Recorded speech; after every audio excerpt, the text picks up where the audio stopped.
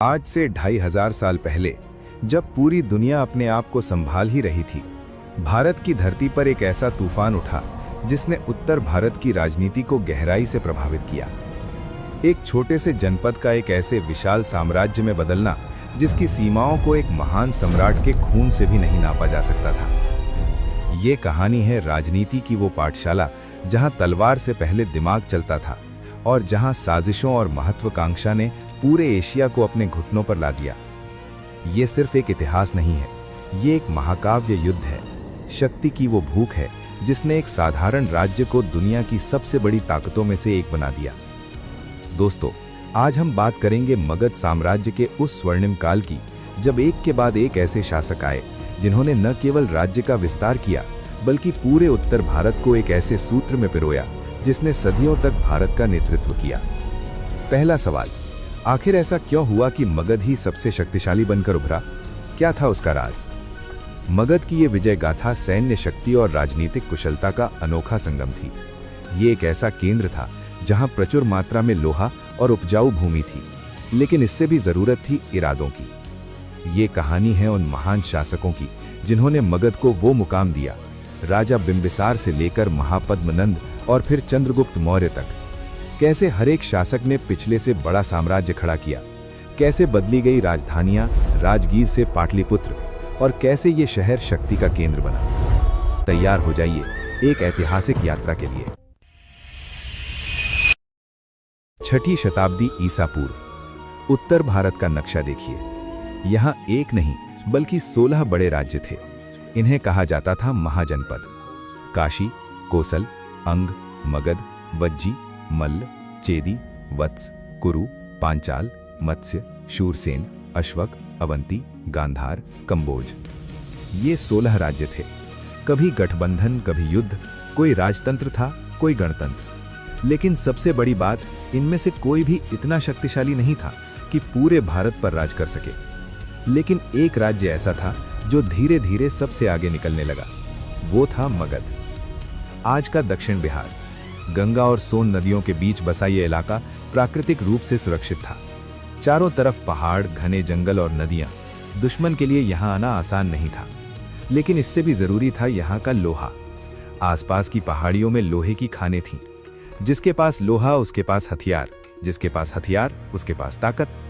मगध के पास वो ताकत थी।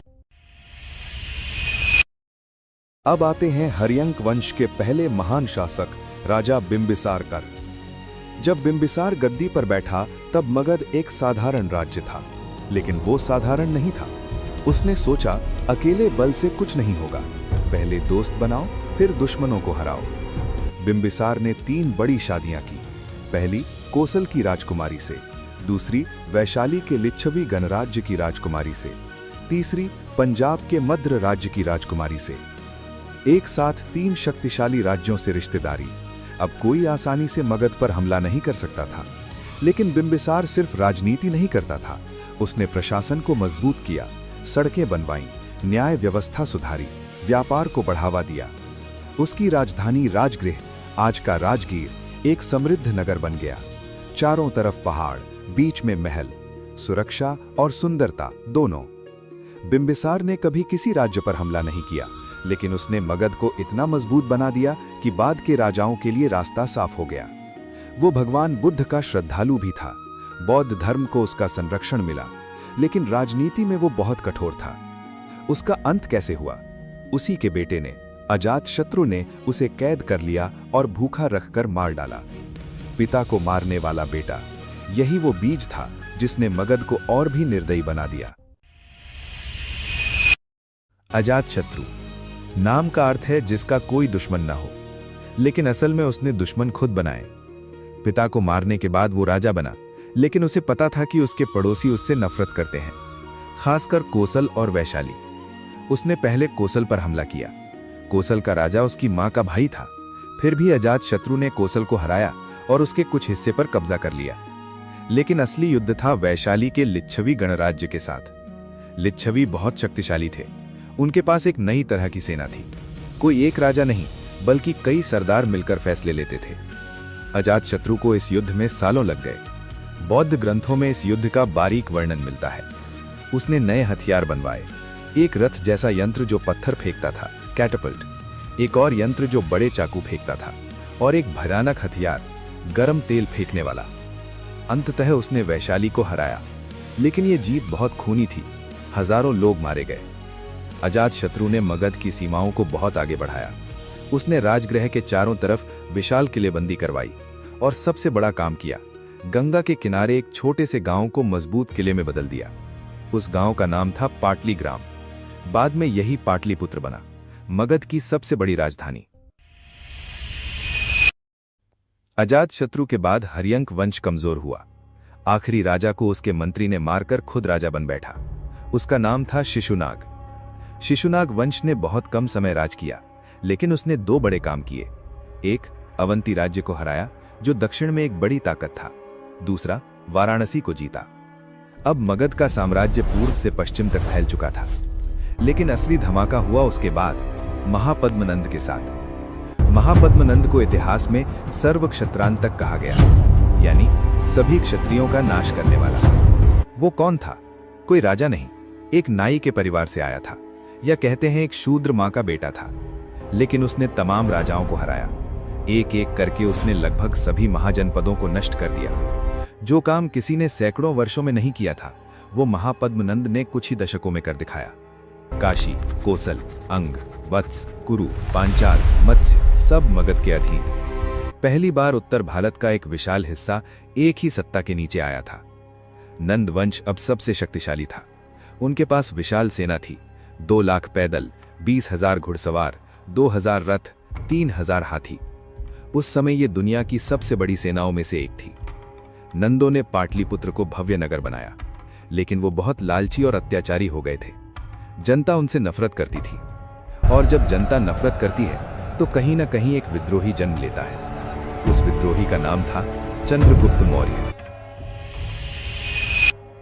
तक्षशिला विश्वविद्यालय के एक कट्टर ब्राह्मण थे चाणक्य। कहते हैं कि नंद राजा ने उनका अपमान किया था। चाणक्य ने उसी समय प्रतिज्ञा कर ली कि मैं इस वंश का नाश करके रहूंगा। चाणक्य को एक युवक मिला, उसका नाम था चंद्रगुप्त। कुछ लोग कहते हैं वो मोरगण का पुत्र था, कुछ कहते हैं सिंहासन का असली दावेदार। असलियत कोई नहीं जानता, लेकिन चाणक्य ने उसे गढ़ा। उसे राजनीति, युद्ध कला, छल कपट सब सिखाया। फिर चाणक्य ने एक बड़ी चाल चली। उसने पंजाब और सिंध के यूनानी शासकों से संधि कर ली। उस समय सिकंदर महान भारत पर हमला कर चुका था और वापस लौट गया था। पश्चिमोत्तर भारत की सत्ता खाली पड़ी थी। चंद्रगुप्त ने उस क्षेत्र पर कब्जा किया। फिर उसने सेना इकट्ठी की और धीरे धीरे पाटलिपुत्र की ओर बढ़ा। नंद सेना बहुत बड़ी थी, लेकिन जनता नंदों से तंग आ चुकी थी। चंद्रगुप्त ने गुरिल्ला युद्ध किया, रात को हमले, दिन में गायब। नंद सेना थक गई। आखिरी युद्ध हुआ, धनानंद। आखिरी नंद राजा हार गया। कुछ कहानियों के अनुसार उसे जीवित रहने दिया गया, कुछ कहती हैं मार दिया गया। चंद्रगुप्त मौर्य मगध का नया सम्राट बना। चाणक्य उसका प्रधानमंत्री बना। साल था लगभग 321 ईसा पूर्व। चंद्रगुप्त ने वो किया जो कभी किसी ने नहीं किया था। उसने नंद साम्राज्य से भी ज्यादा बड़ा साम्राज्य खड़ा किया। सबसे बड़ी चुनौती थी सेल्यूकस निकेटर, सिकंदर का सेनापति। उसने चंद्रगुप्त पर हमला किया, लेकिन वो बुरी तरह हार गया। उसे अपनी पश्चिमी सीमाओं के बदले अपनी बेटी का रिश्ता चंद्रगुप्त को देना पड़ा। साथ में कांधार, काबुल, हेरात और बल्ख सब मगध को सौंप दिए। चंद्रगुप्त का साम्राज्य अफगानिस्तान से बंगाल तक, हिमालय से नर्मदा तक फैल गया था। ये उस समय का सबसे बड़ा साम्राज्य था। चंद्रगुप्त ने एक कुशल प्रशासन बनाया। चाणक्य ने अर्थशास्त्र लिखा। राजनीति, अर्थव्यवस्था, जासूसी, युद्ध सब पर एक महाग्रंथ। लेकिन चंद्रगुप्त ने बाद में जैन धर्म अपना लिया और उसने अपना सब कुछ छोड़ दिया। वो दक्षिण भारत चला गया और उपवास करके मरा। उसके बाद आया उसका पुत्र बिंदुसार। उसने दक्षिण भारत के कई राज्यों को जीता, लेकिन वो उतना प्रसिद्ध नहीं है जितना उसका बेटा, और वो बेटा था अशोक। अशोक नाम सुनते ही याद आता है कलिंग का खूनी युद्ध। लाखों मरे, नदियां लाल हो गईं, और उसी युद्ध के बाद अशोक बौद्ध बन गया। लेकिन जो बात कम लोग जानते हैं, वो बौद्ध बनने के बाद भी मगध का सम्राट था। उसने अहिंसा का संदेश दिया, लेकिन साम्राज्य को कमजोर नहीं होने दिया। उसने धम्म की नीति चलाई, हर जगह शिलालेख खुदवाए, बौद्ध धर्म को पूरे एशिया में फैलाया। मगध का साम्राज्य अशोक के समय अपने चरम पर था। उत्तरी सीमा से दक्षिण तक, पूर्व से पश्चिम तक, लगभग पूरा भारत एक छत के नीचे। लेकिन हर साम्राज्य का अंत होता है। अशोक के बाद मौर्य वंश तेजी से कमजोर हुआ। उसके पोते दशरथ के बाद तो एक एक करके कमजोर राजा आए। कोई भी अशोक जैसा कुशल नहीं था। साम्राज्य बहुत बड़ा था, लेकिन प्रशासन ढीला पड़ गया। स्थानीय शासक स्वतंत्र होने लगे, सेना कमजोर हुई, और फिर हुआ एक तख्ता पलट। मौर्य सेना के सेनापति पुष्यमित्र शुंग ने आखिरी मौर्य राजा बृहद्रथ को मार डाला। उसने खुद को राजा घोषित कर दिया। शुंग वंश आया, लेकिन वो कभी मौर्य साम्राज्य जितना बड़ा नहीं हो सका। मगध एक बार फिर एक साधारण राज्य बनकर रह गया। हालांकि पाटलिपुत्र सदियों तक भारत की राजनीति का केंद्र बना रहा। गुप्त साम्राज्य के समय पाटलिपुत्र फिर राजधानी बनी, लेकिन असली वो ताकत कभी वापस नहीं आई जो बिंबिसार, अजातशत्रु, नंद और मौर्य के समय थी। तो दोस्तों, मगध की ये कहानी हमें क्या सिखाती है? एक छोटा सा राज्य कैसे उठा, कैसे धीरे धीरे अपने पड़ोसियों को खत्म किया, कैसे चाणक्य जैसा दिमाग और चंद्रगुप्त जैसा जाबाज मिल गया, और कैसे अशोक ने हिंसा में लिप्त होकर अहिंसा की खोज की। मगध के उदय की ये गाथा हमें बताती है, शक्ति अकेले तलवार से नहीं आती। सही समय, सही नेता, सही रणनीति, ये तीनों चाहिए। लेकिन ये भी बताती है कोई साम्राज्य हमेशा के लिए नहीं टिकता। हर ताकत किसी दिन कमजोर पड़ती है। मगध का असली महत्व ये है, इसने भारत को एक राष्ट्र की तरह सोचना सिखाया। इससे पहले 16 राज्य अपनी अपनी लड़ाइयां लड़ रहे थे। मगध ने उन सबको एक सूत्र में बांधना सिखाया। ये वो जड़ है जिस पर बाद के सभी बड़े साम्राज्य खड़े हुए। गुप्त, दिल्ली सल्तनत, मुगल और फिर अंग्रेजों के खिलाफ संघर्ष। मगध सिर्फ एक नाम नहीं है, ये एक विचार है, विस्तार का, विजय का, सभ्यता का। तो आज हमने देखा साम्राज्यों का उदय कैसे हुआ।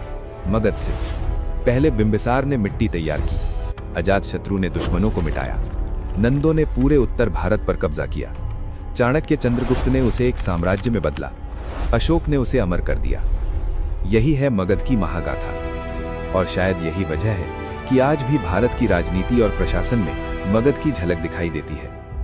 इतिहास के अगले पन्ने में हम बात करेंगे मगध के बाद क्या आया, शुंग, कण्व, सातवाहन और फिर गुप्त साम्राज्य। लेकिन उससे पहले आपको ये डॉक्यूमेंट्री कैसी लगी जरूर बताइए।